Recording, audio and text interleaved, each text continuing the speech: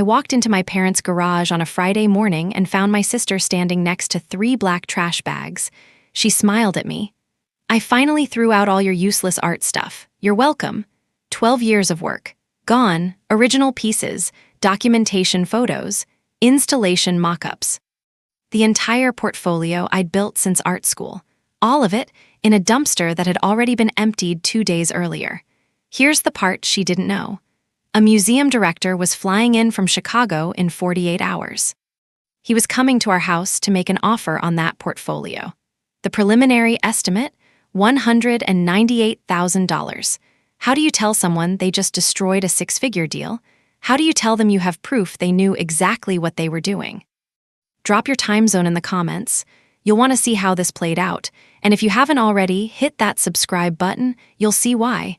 Because what she didn't know was that I save everything. Let me back up. I'm the younger sister, the creative one. The one who was always still figuring it out.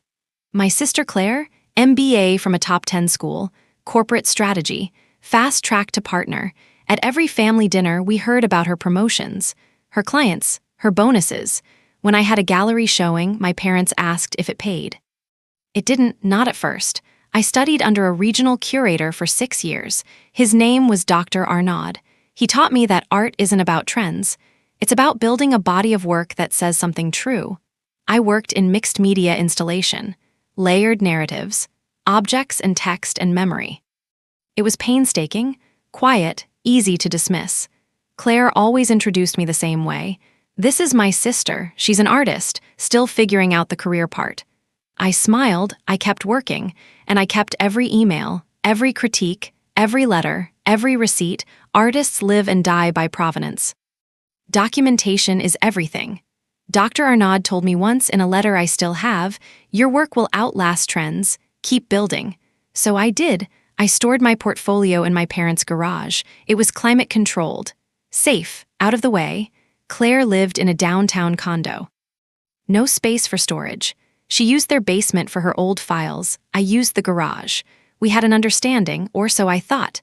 Then last winter, someone finally saw what I'd been building. In early May, Claire called me.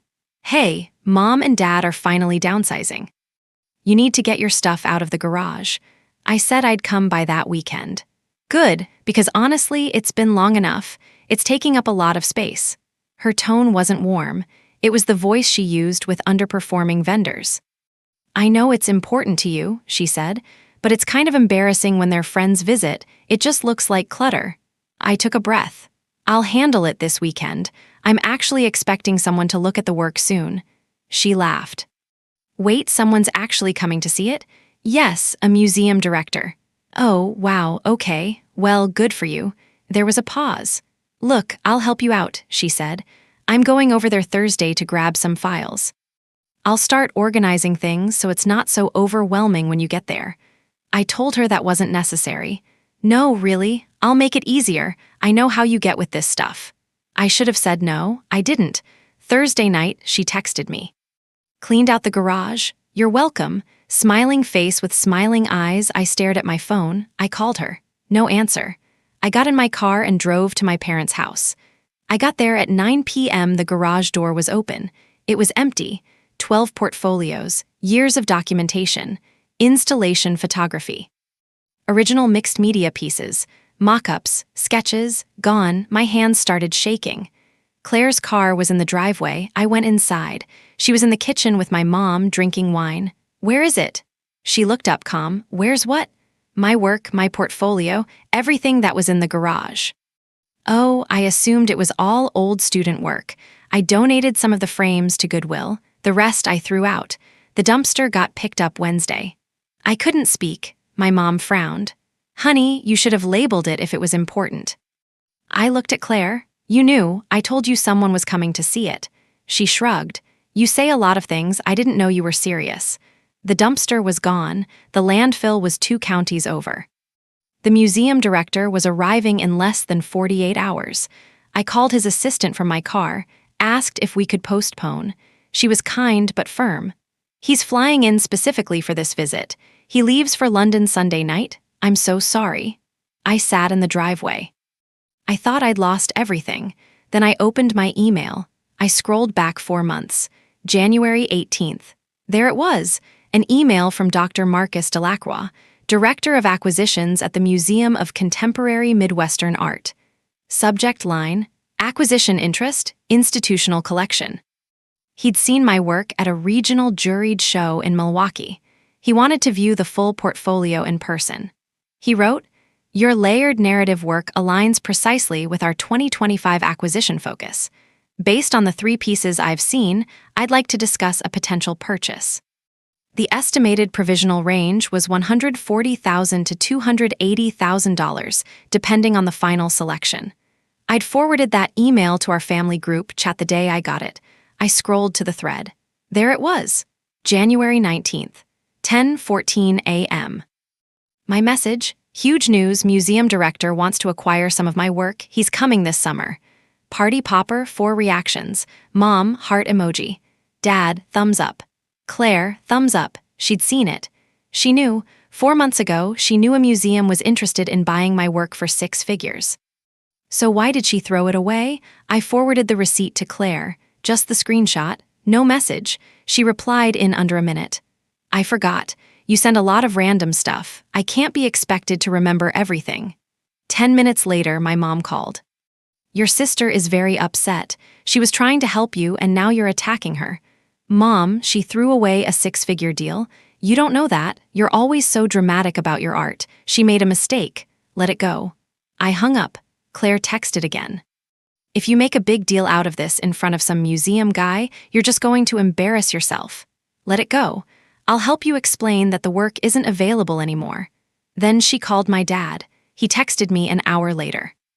"This is between you two. Don't drag strangers into family drama. It makes us all look bad." I didn't reply. Claire sent one more message that night. "I'm calling his office tomorrow to cancel for you. Trust me, it's better this way." She was going to kill the deal entirely. I had 24 hours. I sat down at my laptop. I went back through every email, every text, every receipt, and I found it. The second proof, the one she didn't know I had. May 3rd. 3 weeks before she cleaned out the garage. Dr. Delacroix's assistant had sent me a preliminary contract. She asked me to confirm the list of pieces he'd be viewing. I replied with the full inventory. 22 works, titles, media, dimensions, and I CC'd Claire. I added a note at the bottom.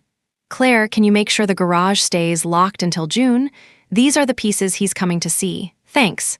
She replied the same day. "Got it. I'll keep an eye on things. This is so exciting. Congrats." Read, I stared at the screen.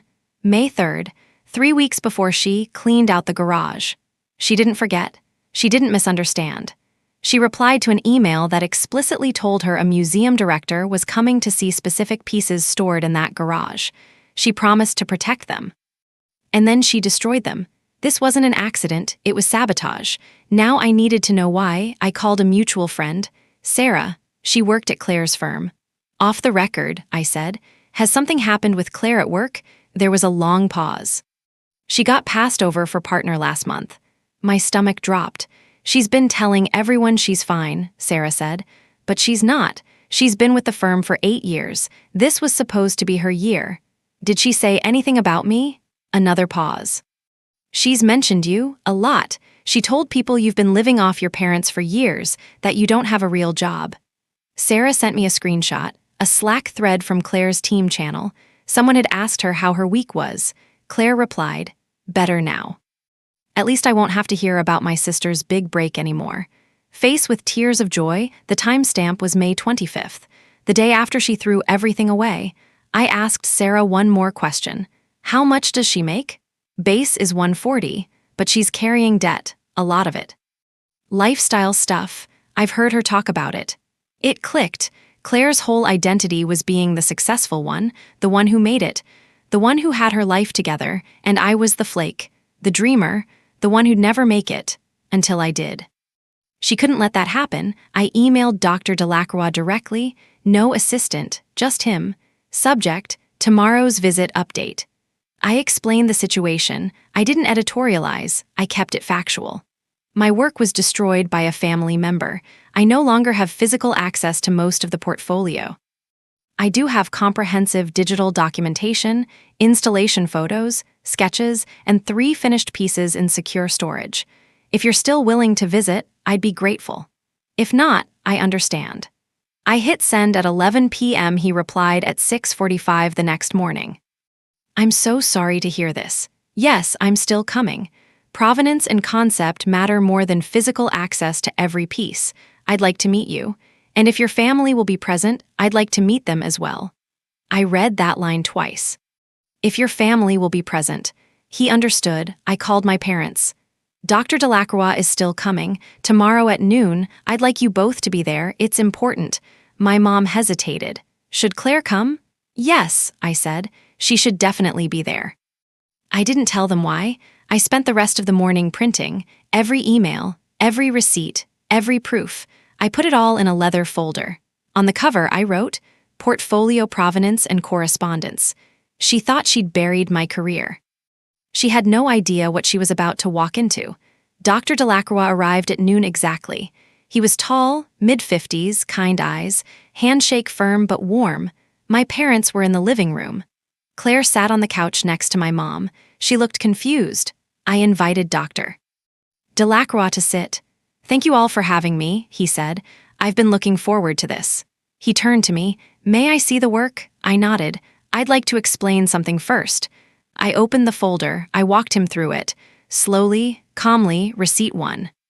His letter from January, acquisition interest. Estimated range $140,000 to $280,000. Receipt 2, my message to the family group chat. January 19th, Claire's thumbs up. Receipt 3, the email thread from May 3rd, the inventory I sent. The note asking Claire to keep the garage locked. Her reply, I'll keep an eye on things, congrats. Receipt 4, her text from May 24th. Cleaned out the garage, you're welcome. I set each page on the coffee table as I spoke. Dr. Delacroix's face hardened. He looked at Claire. You destroyed a contracted acquisition portfolio? Claire's face went white. I didn't know, she never told me it was serious. I slid the May 3rd email across the table. He read it. He looked back at her. You responded to an email confirming a museum acquisition visit. You promised to protect the work. 3 weeks later, you discarded it. Claire started to speak. He held up a hand. I've already drafted a letter of intent to purchase 6 pieces for $198,000. Now I'll need to consult our legal counsel about tortious interference and potential liability. My mom's face went pale. What does that mean? It means, he said, still looking at Claire, your daughter may have cost your other daughter nearly $200,000 and exposed herself to a civil claim. My dad turned to Claire. You told us she was being dramatic. Claire tried to stand. I didn't. Sit down, my mom said, quietly, firmly. Claire sat. Dr. Delacroix stood. I'd like to see whatever pieces remain if that's possible. I nodded. They're at my apartment. He looked at my parents. I'll be in touch regarding next steps. We left together. Claire didn't say a word. I took Dr. Delacroix to my apartment. The 3 finished pieces I'd kept in storage were there, mounted on my studio wall. He spent an hour with them, asked about my process, my influences, what I was building toward. He took notes, photographs, measurements. A week later, the contract arrived. $185,000 for the 3 pieces, plus a commission for 2 new installations for the museum's fall exhibition. I signed it the same day. Claire didn't apologize. She told people I'd trapped her, that I'd staged the whole thing to humiliate her in front of a stranger. My mom called and suggested I let it go for the sake of family peace. I didn't pursue a lawsuit. I didn't need to, but I didn't pretend it didn't happen either. I set a boundary. I'd attend family events. I'd be civil. But I wouldn't discuss my work with Claire. I wouldn't ask for her approval, and I wouldn't forget. My dad didn't say much, but 2 weeks later, he asked me to send him the exhibition announcement when it was ready. I did. 6 months later, the show opened. My name was on the wall of a major regional museum. The destroyed portfolio? I recreated it. Digital archives, installation photos, sketches I'd kept in cloud storage. The museum archivist told me, this is an act of resilience in itself. We'd like to include the story in the exhibition notes. I said yes. I started a small fund for emerging artists whose families don't believe in them. It's called the Proof of Work Grant. Claire and I are civil now, distant but civil. We don't talk about that day. I don't need her validation anymore. Here's what I learned. Your work has value, even when the people closest to you can't see it. Document everything. Keep your receipts. Believe in your vision. And know that the quietest response is often the strongest. Success isn't revenge, but it is the best boundary. This story is a fictionalized dramatization and is not legal or financial advice. So let me ask you, have you ever had someone close to you sabotage your dream? Maybe a family member, a partner, a friend? How did you respond? Tell me in the comments. I read every single one. And if this story resonated with you, hit that subscribe button. I break down real stories about people who turned receipts into respect and boundaries into power. You'll want to be here for the next one. Thanks for watching.